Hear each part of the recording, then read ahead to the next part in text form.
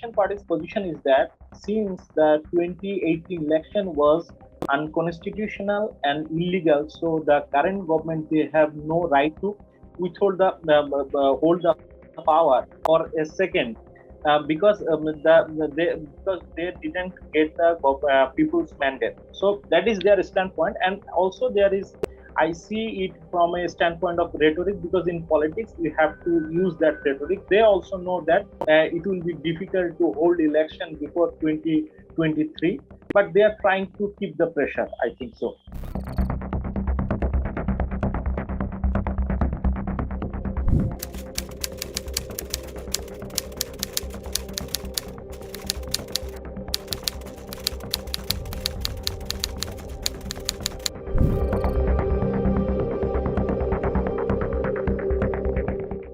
On September 27, they declared that they will hold 9 divisional programs.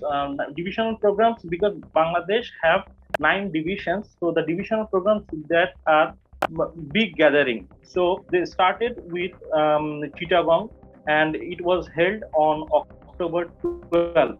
So that convention or that program saw a massive gathering from the BMP activists and also from general people. So that continued, and the December 10 was the ending point of that nine divisional programs. So from July onwards, BMP and opposition parties they started to organize several rallies demanding immediate steps from the government to rein in the price hike. So they organized the procession in several districts. In one such district, that is in July 30, the area called Bhola, it is a southern district of the country. There, BMP they brought out a procession where the police opened fire, and from then onwards, BMP they started holding processions all across the country, demanding proper investigation into the killing, and also urging the government to take immediate steps to address the price hike issues.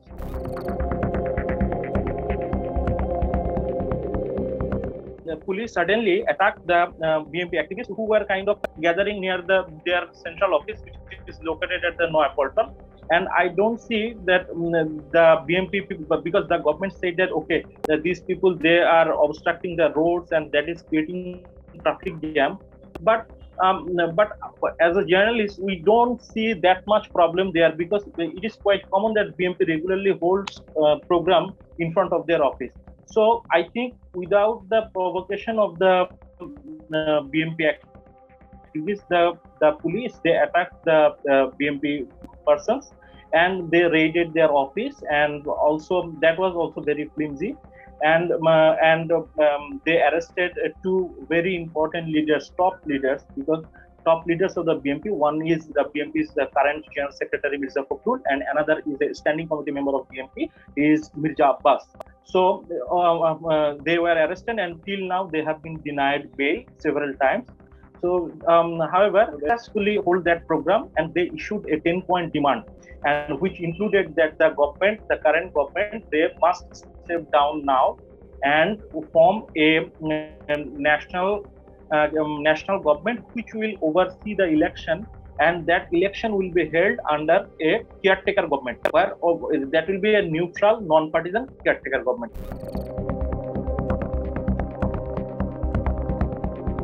That is the worst kind of election Bangladesh saw in its 50 years of existence, because I want to mention that in 2014 there was another election where BMP boycotted that election, and 153 seats were won uncontested.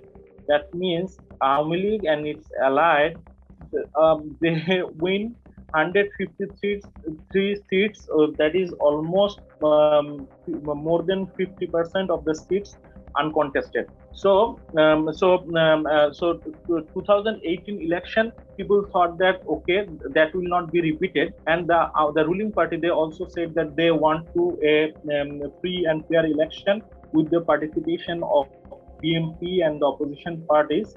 So initially, the BMP was hesitant about joining the election, but a certain quarter of the BMPs, they thought that in 2014, when they boycotted the election, that was not a good decision. So this time they planned to form a coalition of the opposition parties and join the election. So but interestingly, the leader of the BMP, Khalda Zia, she was not allowed to participate in the election. Just 1 month before the election, the High Court they kind of issued a rule that the BMP chief, as she was convicted in corruption cases, she would not be allowed to participate in the election. So that was a great setback for the BMP. So they choose another person Dr. Kamal Hussain, who was the president of the Gona Forum, another party, not that big influential party, to lead the coalition of the BMP and the opposition. So on the one hand, the BMP was quite weak and unorganized, but on the other hand, the Awami League, they kind of planned the whole election with the civil government and the law enforcing agencies, and that's why we see that a huge irregularities in the election.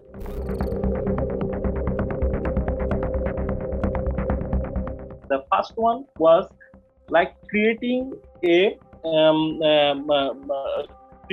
environment of fear, so that particularly among the general people and the opposition politicians, so that there is very little protest against their irregularities. That is number one. Number two, as I have already said, that key opposition politicians were barred from participating in the election.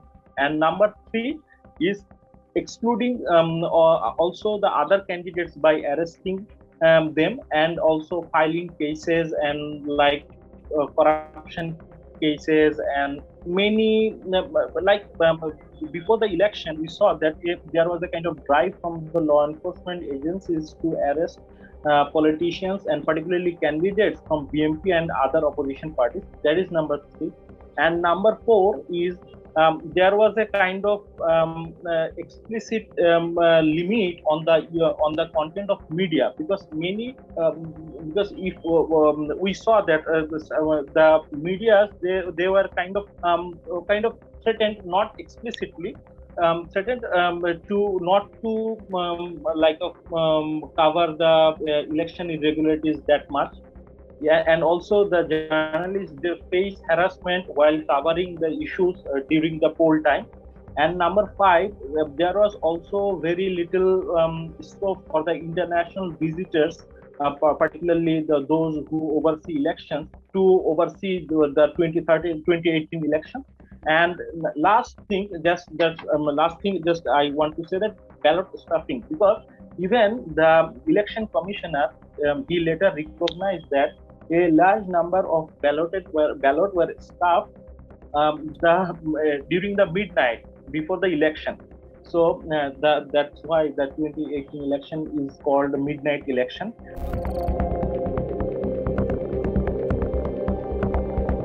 Instead of giving the whole credit to a certain regime, that BMP or Awami League, I must say, and the statistics and all the data related to our development and the success of our economy also proves that it is not a single government, but the successive government, they have maintained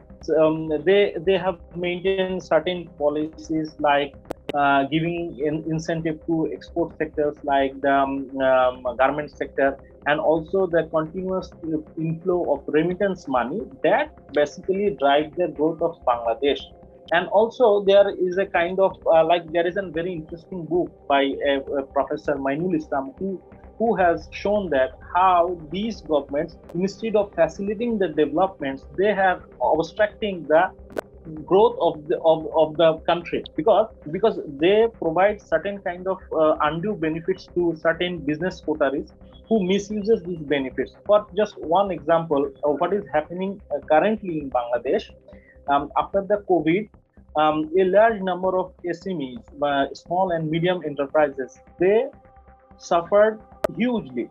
But the government, they only provided loan facilities, loan waivers, and incentives to the big companies and the big businesses, particularly those who are involved with the ruling parties.